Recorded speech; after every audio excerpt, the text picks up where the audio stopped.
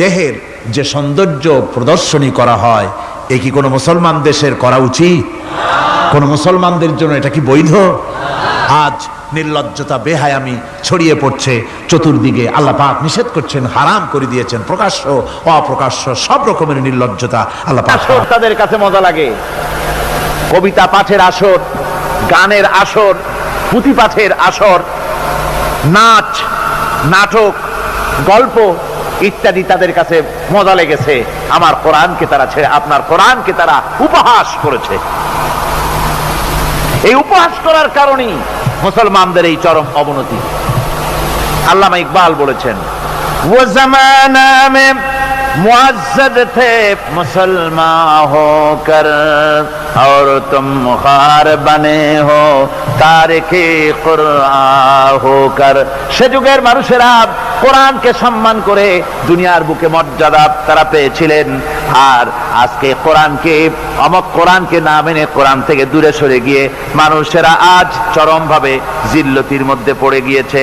কাজী আল্লাহ রাব্বুল আলামিনের নবী কিয়ামতের দিন মামলা দায়ের করবেন, বড় মুশকিল হয়ে যাবে মুসলমানদের জন্য, বিপদে পড়ে যেতে হবে। সেজন্য রসুল যে মামলা দায়ের করবেন, ওই মামলায় যেন আমরা আসামি না হয়ে যাই, তার জন্য আমাদের দায়িত্ব হলো কোরআন পড়তে হবে, কোরআন বুঝতে হবে, আর কোরআন অনুযায়ী নিজেদের জীবনকে পরিচালিত করতে হবে। যারা এই কোরআনকে মানবে না, কোরআনের ফয়সালা অনুযায়ী জীবনের ফয়সালা করবে না, তাদের সম্পর্কে আল্লাহ পাক বলেছেন, ওয়ামান লাম ইয়াহকুম বিমা আনজালাল্লাহু ফাউলাইকা হুমুজ জালিমুন। যারা এই কোরআন দিয়ে, এই বিধান দিয়ে বিচার ফয়সালা করে না, তারা জালিম, তারা কাফের, তারা ফাসিক, যারা নাকি কোরআন দিয়ে বিচার ফয়সালা করে না। সুতরাং কোরআনের একটি রাজ কায়েম করার জন্য চেষ্টা করতে হবে, সম্মিলিতভাবে চেষ্টা করতে হবে, যাতে করে সমাজে কোরআনের রাজ কায়েম হয়ে যায়। শুধু তেলাওয়াতের মাধ্যমে নয়, বরং বাস্তবে কোরআনকে জমিনে প্রতিষ্ঠার জন্য সর্বাত্মক প্রচেষ্টা চালাতে হবে মুসলমানদেরকে। আমরা কি সেই প্রচেষ্টা চালাতে রাজি আছি? জোরে বলেন, রাজি আছি?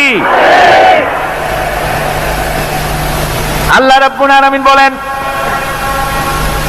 আমি প্রত্যেক নবীর জন্য দুষ্কৃতকারীদেরকে দুশমন বানায় দিয়েছি, অর্থাৎ এই দুশমনি চলতে থাকবে। হঠাৎ করে ফেরেশতারা এসে জমিনে দিন কায়েম করে দিয়ে যাবেন, এজন্য সংগ্রাম করতে হবে, এজন্য কষ্ট করতে হবে। আর আল্লাহ পাক বলেন, নবীকে বলছেন, আপনাকে সাহায্য করার জন্য, সত্য পথ দেখাবার জন্য আর সাহায্য করার জন্য আমি আল্লাহ আপনার জন্য যথেষ্ট। যখন দিন কায়েমের জন্য সংগ্রামে মানুষ লিপ্ত হয়ে যাবে, আল্লাহ পাক বলেন